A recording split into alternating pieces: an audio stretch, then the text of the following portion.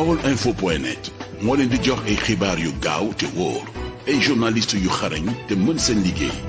baolinfo.net mën ngeen a abonné sunu chaîne YouTube Baol Info ngir ngeen di man di jot bépp xibaar bu ñu dugal. xam nga nos hommes politiques yu nekk ci loolu. dafa am ñaar yoo xam ne ñoo ko yóbbee. dañoo nekkoon ci biir nguur jékki-jékki ñu seppi seen loxo lekkatuñu. ñu génn commencé yuuxu pour ñu woo leen jox leen dara. wala quelqu'un bi xam dafa am mbooloo. dafa am bétail moom laay woowee bétail politique. ci nga fii suñu parti politique yu bëri fii Sénégal. ils sont obligés jéem a naxasaale ànd ak nguur. ndax dañoo am mbooloo yoo xam ne ànduñu ci dëgg. li ñu ànd mooy dama lay taxaw fii nga taxaw ma fii donc ñoom seen parti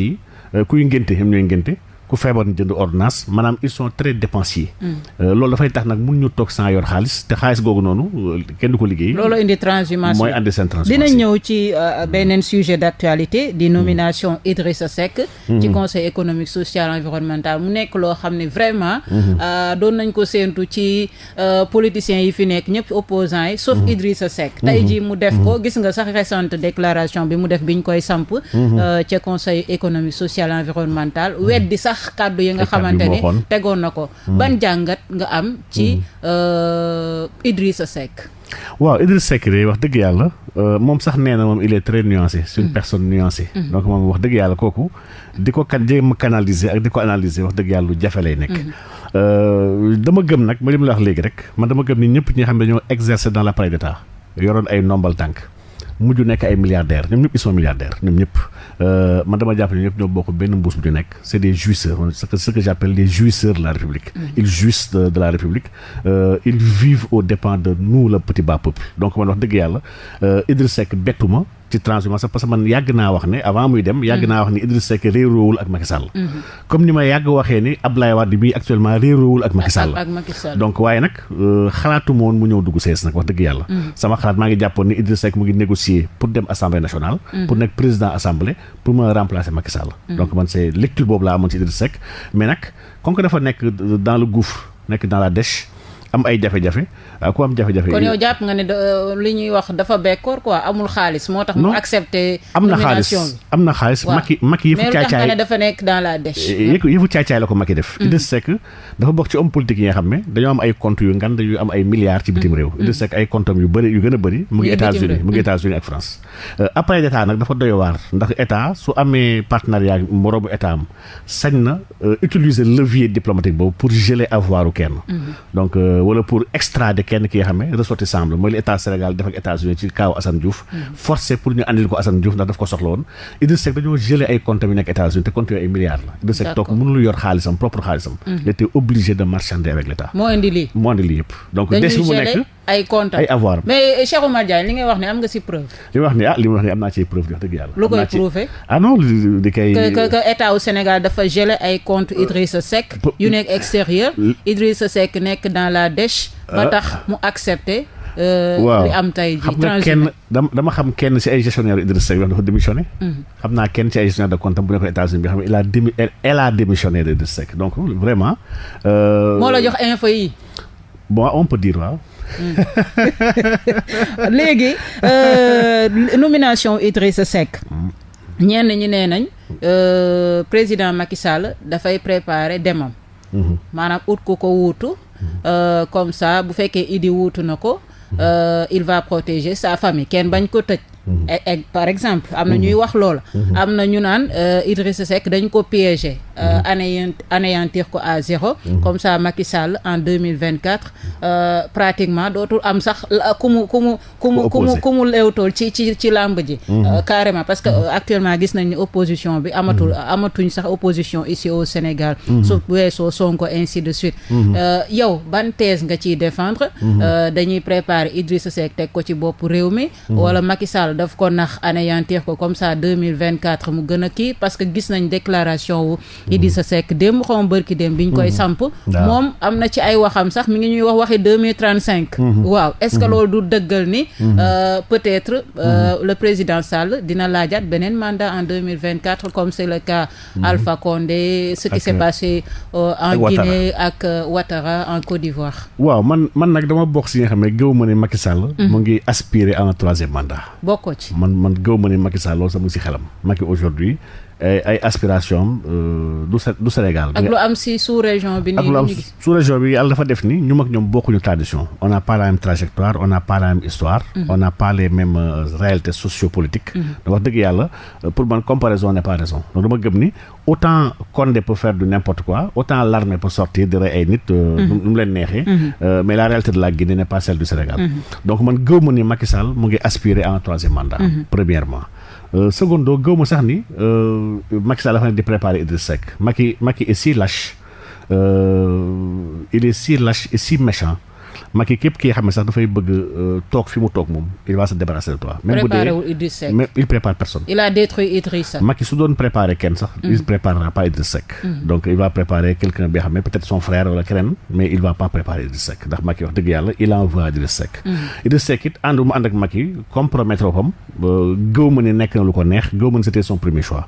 il a été contraint dañoo weñaar loxam ndax Idriss Seck ak Macky Sall ñoo bokk ay patron maanaam ñoom ñaar ñoo bokk équipe bi ñu nekk moom laay woowee équipe waa France. donc équipe waa France ce sont des valets de service qui sont là qui croient que le pouvoir France moo koy joxe ñuy neexal tubaab bi pour tubaab bi jox leen légitimité chez eux donc man gëw ma ne Idriss Seck sax am na ambition nekk président pour 2024 ndax Idriss Seck moom dafa waxoon ne day jël retraite politique am en 2022. il avait dit que moom il va prendre sa retraite toog jaamu yàlla 2022 donc Idriss Seck kon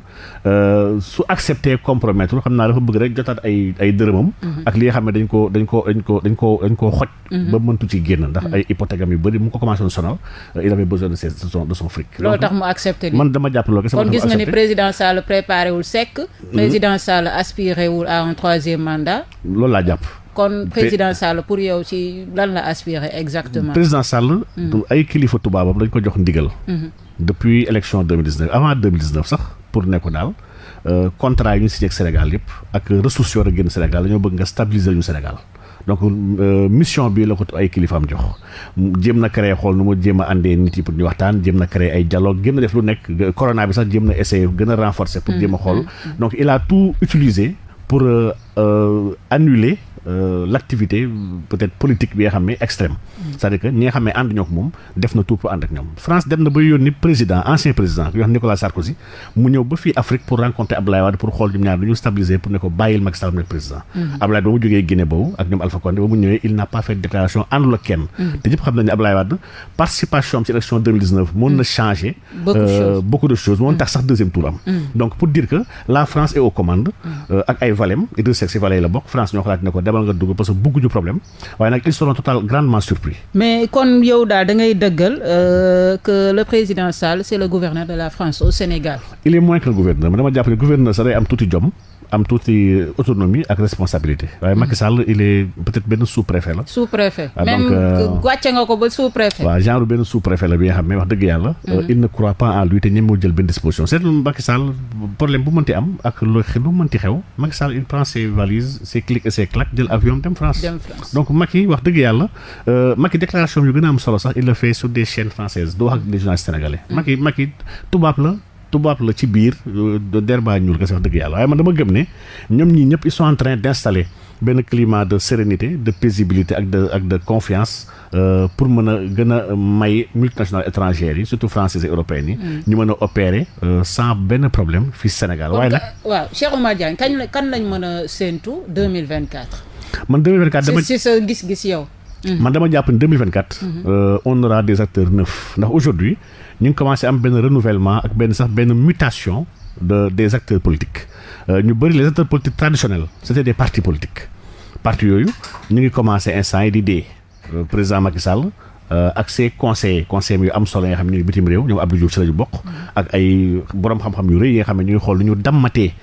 classe politique traditionnelle bi la classe politique traditionnelle dee na instant presque toutes les grandes formations on les a démantelées PDS PS AFP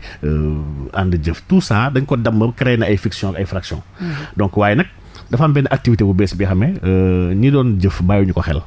dafa am une montée de nouveaux acteurs yoo xam ne qui ne sont pas politiques qui ne sont pas dans les partis politiques mais qui commence à avoir benn influence ak benn notoriété bi nga xam ne mën na leen placer à un niveau bi nga xam ne ils peuvent aspirer ultérieurement à être aux commandes ëllëg d'abord au niveau local dans leur localité respective mais finalement ku am légitimité au niveau local daf koy jox base pour ma jéem am légitimité au niveau national donc ces acteurs là ñu si bëri si ñoom c'est des activistes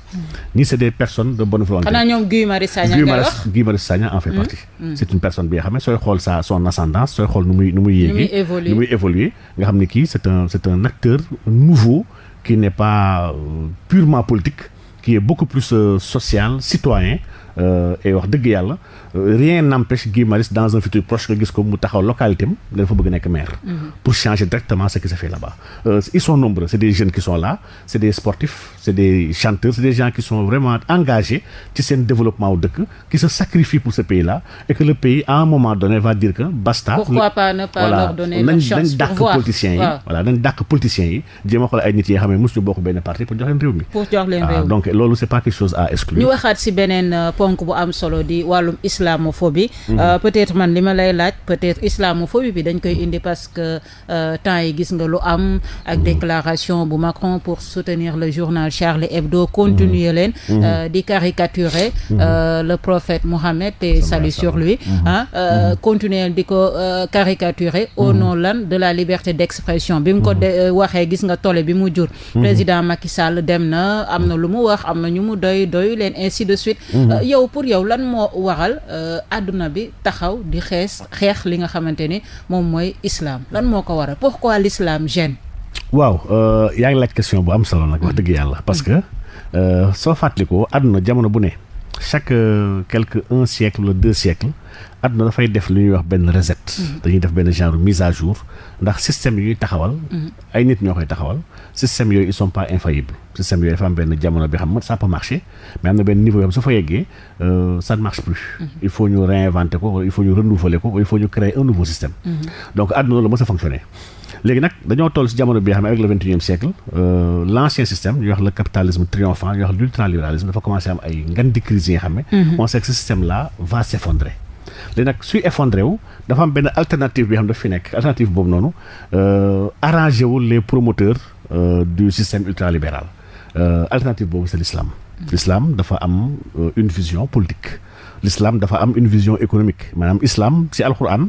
yàlla wàccewul julti nii rek ba pare bàyyi leen ak seen sago jox na leen lu ñu soxla ci kaw suuf jox leen lu ñu soxla yowmal xiyaam donc islam boobu nag vision politique am ak solution yi mu joxe qui promettent un monde meilleur un monde plus équitable un monde juste un monde bi nga xam ne caay-caay ak fo du nekk la base des modèles de développement loolu arrangé wul les promoteurs du système ultralibéral moo tax ñooñu ils seront en croisade et ils ont totalement raison dañoo war a xeex l'islam parce que ça va gêner seen agenda ñoom bu ñu am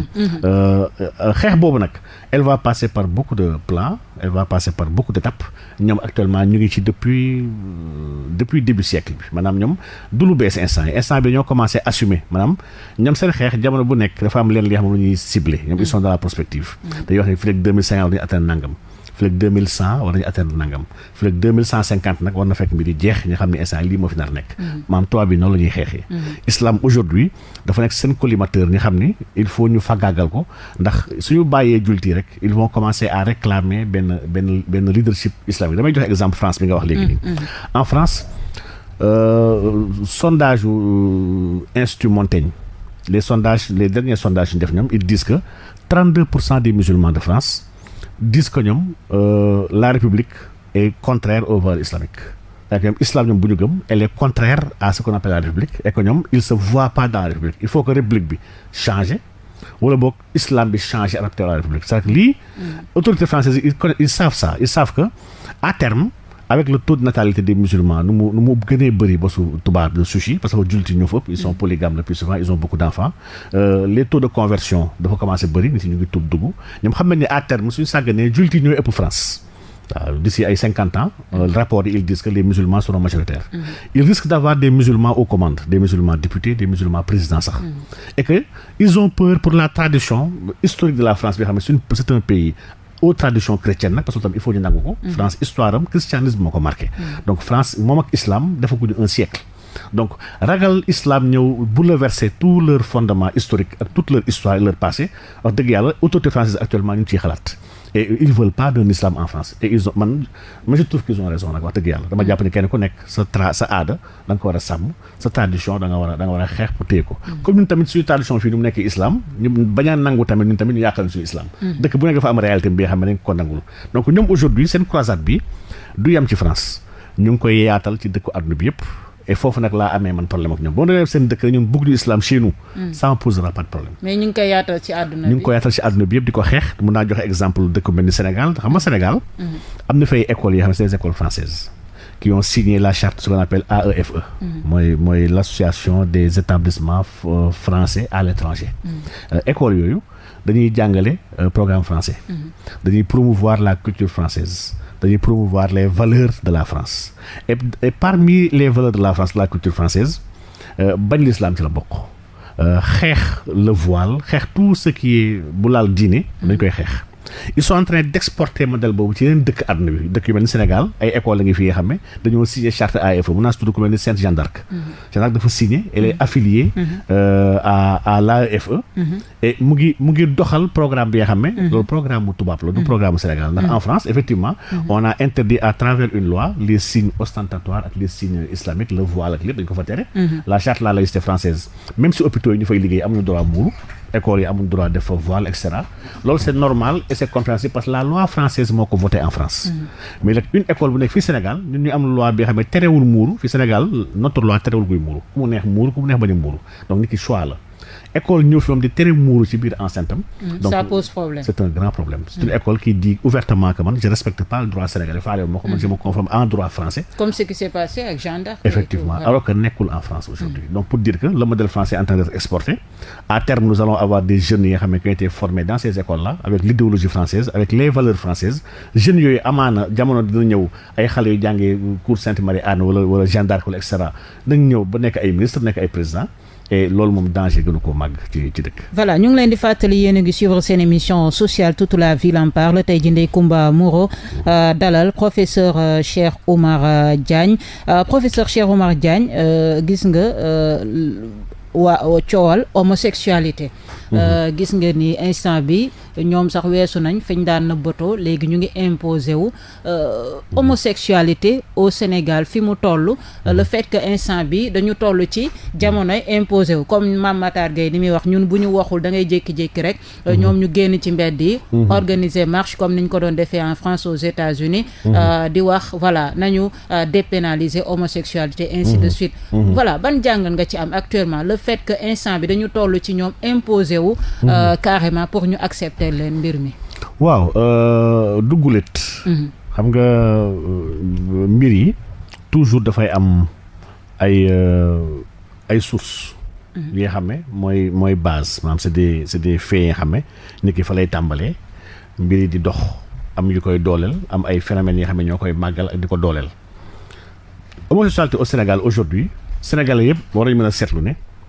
depuis ba Macky Sall nekkee président Sénégal waxu homosexuel dafa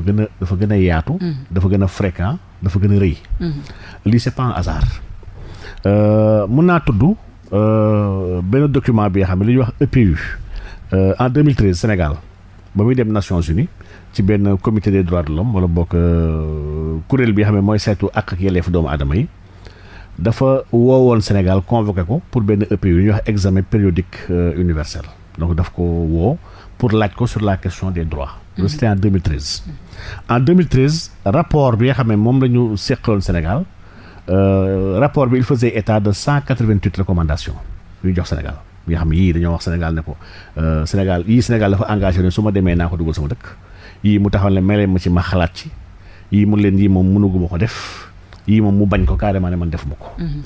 l'homosexualité était au cœur de cet examen là parce que au niveau des Nations Unies aujourd'hui Nations Unies dafay promouvoir l'homosexualité dans le monde à travers les droits de l'homme bi nga xam ne qui est très évolutif chaque fois les droits de l'homme dañ ko war a ragal ndax droits de l'homme c'est un fourre-tout on peut tout mettre actuellement jamono bi ci àdduna bi lépp ci biir orientation sexuelle ci droits de l'homme la bokk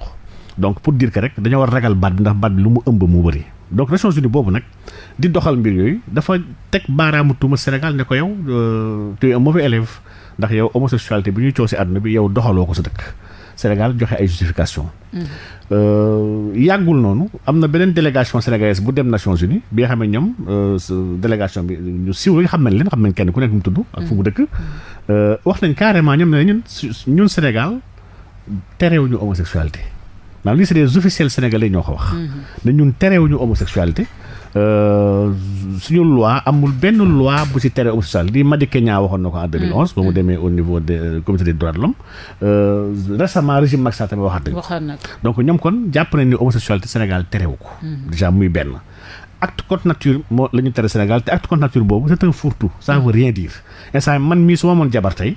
mag sama jabar ñu nekk ci mbedd bi di def naka su dul noonu acte contre nature la acte contre nature ça suffit pas homosexualité ça suffit lépp li nga xam ne qui est choquant qui peut choquer les bonnes mœurs ak les valeurs donc même bu dee góor ak jigéen tant que ñu ngi koy def daal seen biir nekk tëju voilà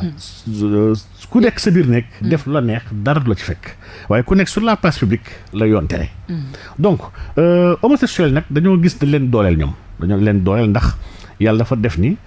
Sénégal aujourd'hui bëri na ay borom ndombol tànk ci kaw nguur gi yoo xam ne ay góor jigéen lañu. Ah bon? Ah oui donc et loolu régime Macky Sall bi régime bu si fës la. mais Cheikh Oumar Diagne est-ce que yow li ngay wax am nga si ay preuves. su ma amuloon preuve du ma ko ñemee wax parce que li may wax nii lu grave la.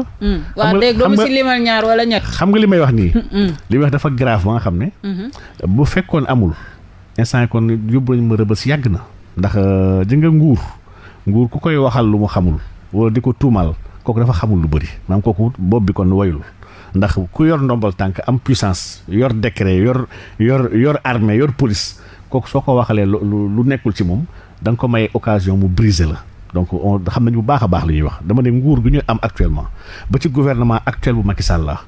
près de la moitié ay góor jigéen lañu. ci moitié bi nguur gi yëpp donc ay góor jigéen lañu lu tax ma wax loolu. te bokk na sax yenn yoo xam ne. lu mat a fàttali la auditeurs yi ñaar wala ñett. ci góor jigéen ñooñu. non loolu islam daf ko tere. dafa tere ni ko taxaw naan ay diw lii la. ay diw lii la gars yi nee nañ nag loolu dafa yomb de taxaw rek. naa ñii ci nguur gi ay góor. xaaj bi góor jigéen lañ. c'est trop facile. dinaa si ñëw léegi il faut apporter des preuves. mu lay wax ni c'est que la charge de la preuve incombe au demandeur loolu la code COCC wax la code. maanaam tey buñ la convoqué woon nga génne preuve. ñoom duñ ma convoqué parce que xam nañu ki am na preuve li muy wax. ils le feront jamais donc je veux revenir à si yenn événements yi xam ne. mais loolu c'est grave de parce que boo nee màccee ñu nekk ci nguur gi ñëpp ay góor jigéen lañ c'est grave. bon le gouvernement quoi pas nguur gi ndax nguur gi yaatu na. nguur gi gouvernement bi mooy nguur gi. waaw mais nguur dafa yaatu am na ñeen yoo xam ne nekkuñ ci gouvernement bi mais. maa ñan ngay waxal yow kon. les ministres ministres yi gouvernement man je parle du gouvernement. président ak ay ministres am. ok ñoom kese laay wax. waaw leer na xaaj bi waaw voilà man waxuma ay DG yeeg waxuma attaché yeeg conseiller spécial. yegguma foofu daal non yegguma foofu. yow yaa ngi ci ministre yi ñii nga xam ne. ñooy ministres yi ak président. waaw dama ne ñii laax ñu si ëpp si ñoom ay góor jigéen lañ laax. lu tax ma wax loolu naa ñëw léegi si benn fait bi nga xam ne. dama jàpp ni fait yi baax na ñu koy fàttali. Macky Sall ci boobu avant 2012 li muy wax nii mun naa ne 2004 naa dem ba 2004 jamono bi était ministre de l'intérieur première marche góor jigéen Sénégal ci ministère am la amee première marche c'était en 2004 lii c'est vérifiable mu ngi si internet ku mu neex ma dem xooli ko góor jigéenu Louga yi ñoo jëloon décision dañuy def marche de soutien à Maniang Kassé bi nga xam ne qui avait des problèmes ñu porté ko plainte yooyu ñu koy taxaw les imams de Louga ak sëñ daara yeeg yëpp defoon nañu ay sorties yu métti di kaas ci rajo yeeg fu ne dañu du ñu mës a seetaatu ay góor jigéen def marche Sénégal ce sont les services du président Macky Sall ñoo diligenté affaire bi sous instruction du président Macky Sall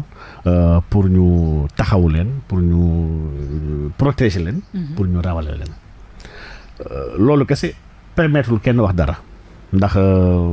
stabilité dëkk ak paix sociale ministère de l'intérieur dafa am devoir taxaw ko yàggul tuuti ñu nommé Macky Sall premier ministre quelques mois on reste ak ay 3-4 mois parce que en avril léegi c'était en janvier en avril yooyu ñu nommé ko premier ministre première délégation góor jigéen Sénégal jug di ko ndokkeel na ñoom seen góor la leen nommé li ma wax nii c'est archivé lii c'est des voilà ku ko neex ma dem xool c'est à vérifier les gens peuvent aller le vérifier donc les góor jigéen dañoo ne ñoom seen góor ils sont allés à la primature ils ont été dispersés par la police après am na seen nga xam ne leen jàpp yóbbu leen police centrale même yooyu seen góor ki ñu fal seen nit la si ñoom la bokk wax bi nag wax bu extraordinaire la wax la bu ñu war a jël avec des pincettes xoolaat ko bu baax a baax wax boobu lu tax ñi koy comprendre après parce que lii c'était en 2004 en 2012 lors des campagnes présidentielles bu Macky Sall Macky Sall est le seul candidat fii au Sénégal bi nga xam ne ay góor jigéen français dañoo def le déplacement ñëw ba fii pour jàppale ko ne ñoom Macky Sall mooy seen candidat ndax ñoom ñoo bokk ay croyance ak lu ñu gëm. te dañoo bokk lu rëy rëy. mun naa citer ku mel ni Bertrand Delanoë. Bertrand Delanoë moo nekkoon maire Paris. moom góor jigéen la moom nëbbatuwul il s'est marié en Afrique du Sud avec beneen naar bi nga xam ne moom ñoom c'est que il ne se cache pas. waaw ñoom y a une loi sax assumé nañ daal voilà ñoom la loi du mariage pour tous. ils l'ont voté en France. ñoom foofu dañuy wax carrément je suis homosexuel nangam je suis bi wala nangam. donc il a fait le déplacement ñëw ba Sénégal ne mook Macky Sall ñoo bokk yu rëy rëy yi nga xam ne moo tax ma koy jàppale. Bertrand Delanoë nag may fàttali ne Bertrand Delanoë c'est un socialiste Macky Sall moom il n'est pas socialiste c'est un libéral. donc politiquement kon bokkuñu ñoom ñaar bokkuñu fu ñu bokk Macky Sall prétend être musulman Bertrand Delanoë prétend être chrétien parce que ñoom ñaar dama jàpp ne kenn du si musulman kenn du si chrétien ndax islam ak christianisme yëpp ñoo bokk ay valeurs ñoo bokk gëm-gëm ñoo bokk une trame de normes ñoom ñaar c'est des religions monothéistes basées sur la justice sur la vérité sur le pardon sur les et cetera donc ñoom ñaar kon bokkuñu kon li ñuy prétendre nekk sax ci wàllu diine bon Bertrand Delanoë tubaab la. Macky Sall ni ku ñuul la. ñoom ñaar ñoo bokkul dara a priori donc li ñu bokk rek li ñu mën a bokk wax dëgg yàlla bëriwul. Bertrand Delanoë nag dañ koy tudd ci dans la maçonnerie donc Macky Sall tamit tudd nañu ko dans la maçonnerie ndax tamit en 2013 le rapport Jeune Afrique avait donné la liste des présidents francs-maçons en Afrique Macky Sall en faisait partie. donc yemul ci Bertrand Delanoë Jacques Lang qui s'était pacsé avec Yves Saint-Laurent góor jigéen bu mag la bi xam ne tamit Macky mooy candidat ndax ñaar ñoo bokk ay gëm-gëm kii nag moom il dit tout haut il dit partout moom gëm-gëmam mooy fileeg nit yi libre ñu ba seen orientation sexuelle ñu mën koo dund nu mu leen neexee mu ne képp ku gëmul lii moom du allié ak yow du xaritoo ak yow te du ànd ak yow te yow noonam nga moom bu dee nag Macky Sall moom xaritam la ñoo bokk gëm-gëm ba pare il a soutenu publiquement assumé ko donc nga xam ne kon Macky Sall kon il soutient l'homosexualité kon muy benn mais yemul foofu Macky Sall ba Obama ñëwee en 2014 di wax ak moom. Macky Sall da ngay xam ne kii c'est un pro gay Macky Sall il est pro homosexuel discours am musul varié il a dit clairement à Obama ne ko Sénégal pareegul pour doxal fi homosexualité. c'est-à-dire que waxul ni du ma ko def ak wala non il n'a pas été ferme comme ni mu tàmmoon fermé avec les Sénégalais. avec les Sénégalais voilà avec les Sénégalais il fait le guerrier il fait le dur. du ma ko def mais avec su génnee dëkk tubaab bi il est doux. man moo tax bokk na si li tax Macky Sall mënu ma koo bëgg ndax nit ki mënu ma comprendre ku bëgg a nekk gaynde biir këram nekk xaar àll ba te Macky Sall noonu la mel donc daf ko le Sénégal n'est pas encore prêt wax bi il prend tout son sens te baa nga koy comprendre nga dellu France ci jotaay bu mu am ak Macron ngay comprendre lu tax mu ne il n'est pas encore prêt il a dit que dëkk bu nekk dafa am ay tradition ak ay valeurs am il faut laisser le temps au temps avec le temps tout va se passer xam nga kuy wax lii moom xam nga ni il est dans un agenda de légitimité dans un processus la Macky Sall nekk may fàttali benn fee bi xam ne fee la bi xam tamit Sénégalais yi ba dañu koy fàtte waaye fee la bu jara fàttali en 2016 le député Amadou Mbéry Sylla bu député de la coalition présidentielle moom Macky Sall ñoo bokk camp il avait introduit à l'Assemblée un projet de loi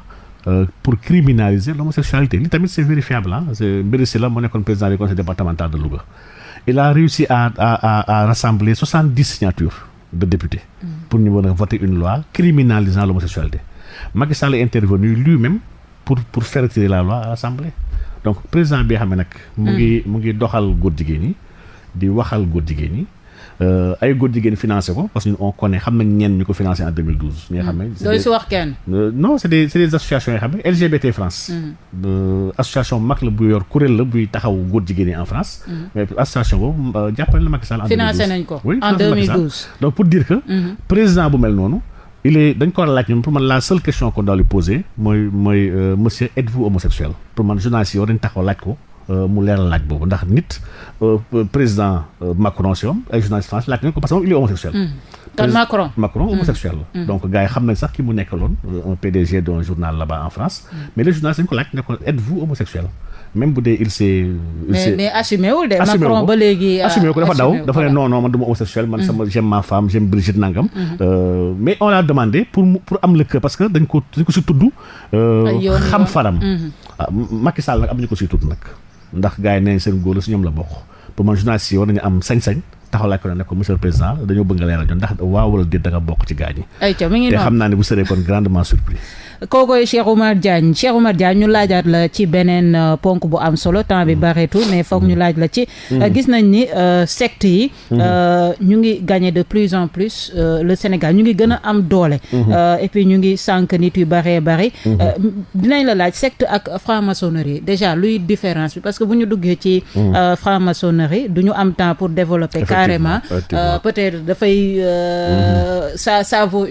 peut-être ñu def ci émission entière sur la franc-maçonnerie mais secte yi dañu commencé bari lan mooy différence su secte yi ak franc-maçonnerie waaw la franc-maçonnerie benn kuréel la bi nga xam ne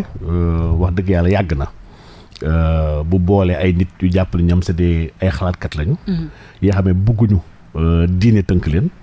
bëgguñu aada tënk leen am benn projet de société mondiale bi nga xam ne moom lañu bëgg taxawal ñoom ci àdduna bi. mooy nouvel ordre mondial. waaw ñoom jàpp ne ñoom ñoo war a tabax. le nouvel ordre mondial c'est maçonnique. ñoom ñoo ko créé. voilà seen xalaat la. maanaam nouvel ordre mondial dañoo jàpp ni dafa am benn ordre bi nga xam ne warul bokk ak l'ordre ancien. l'ordre ancien mooy l'ordre qui est régi sur des valeurs ancestrales ak sur les religions. ñoo jàpp ni lii nii dafa coïncider woon ak jamono bi nga xam ne nit xelam moo màggagul woon. la science ñëwagul woon l'individu n'était pas encore ëpp. donc ñoom dañoo jàpp ni ordre ancien war nañu ko war a dindi pour benn nit bu bees bi ñu war a tabax moo tax ñoom ils s'appellent sax maçon ils se font appeler maçon dañoo jàpp ne ñoo war a tabax lu bees beneen lu bees donc la maçonnerie moom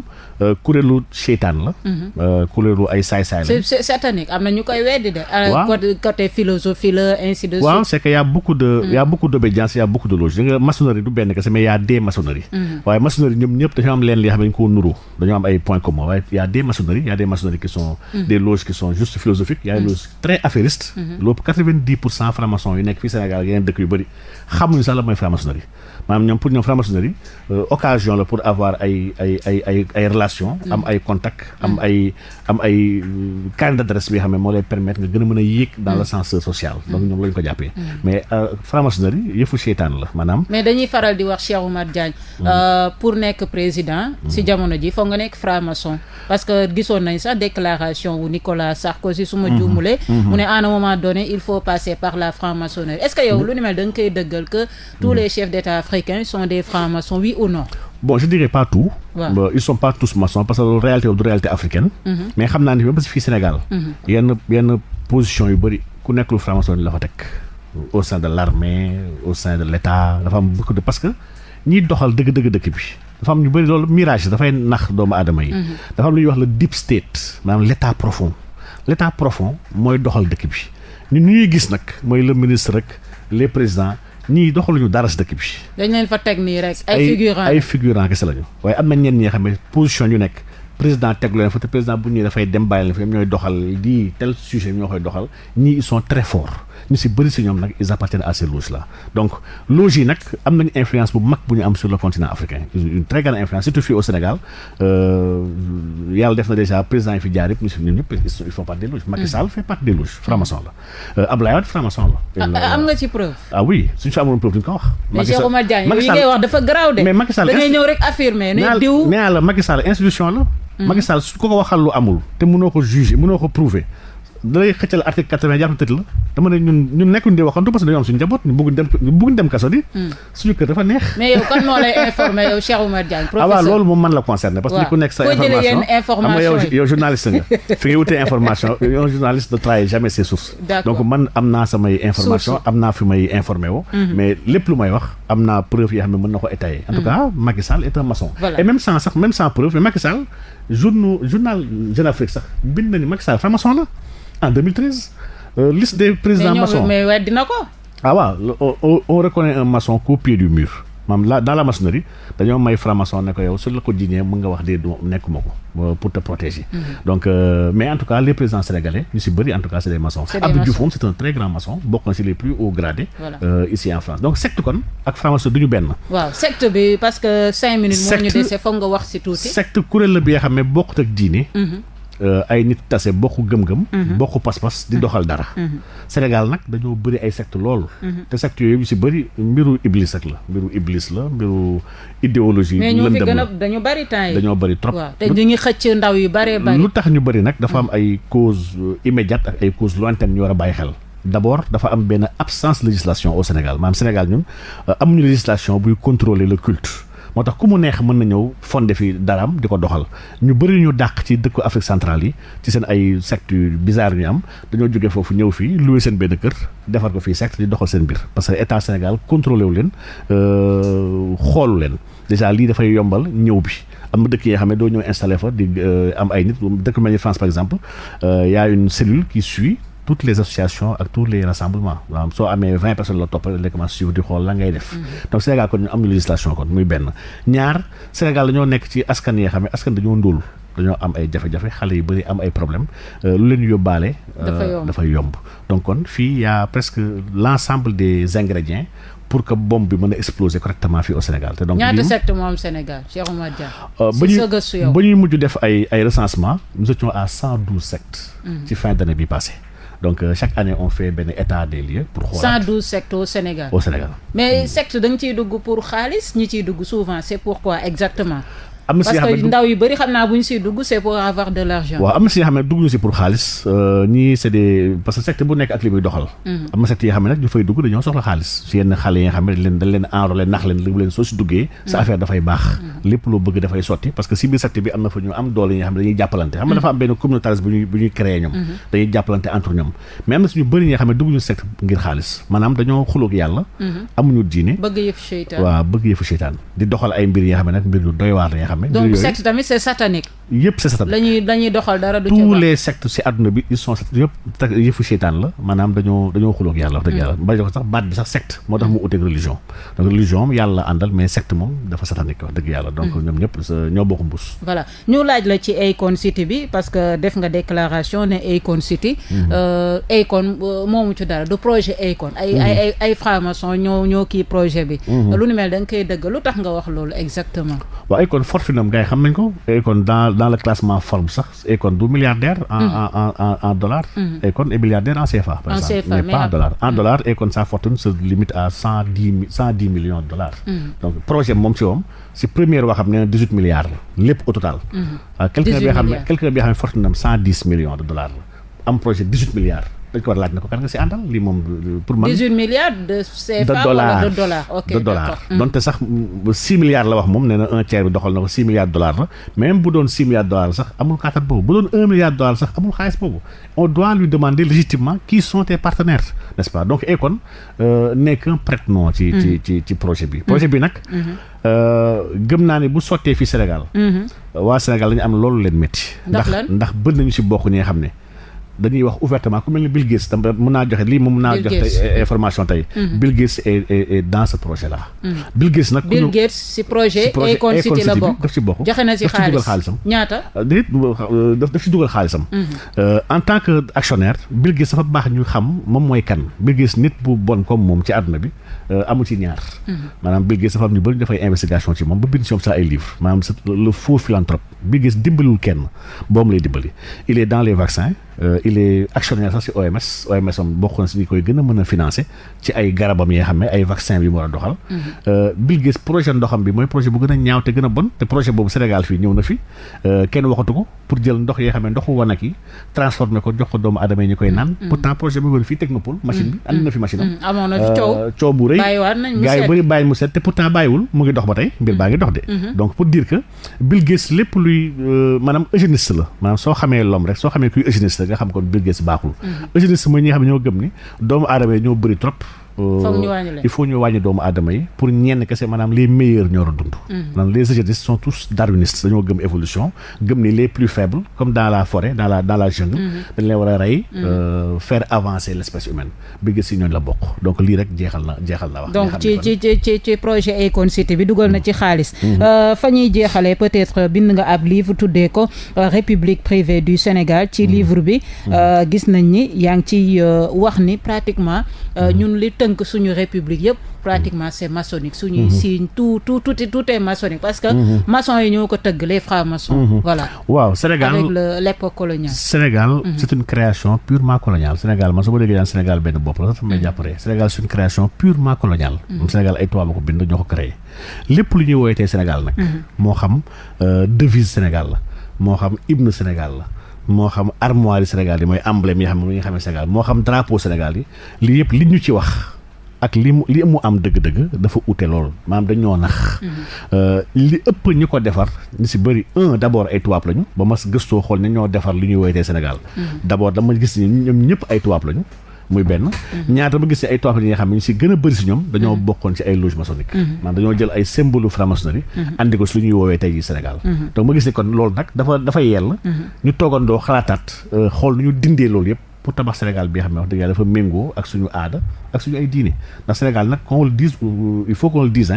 islam ak christianisme ñoo fi nekk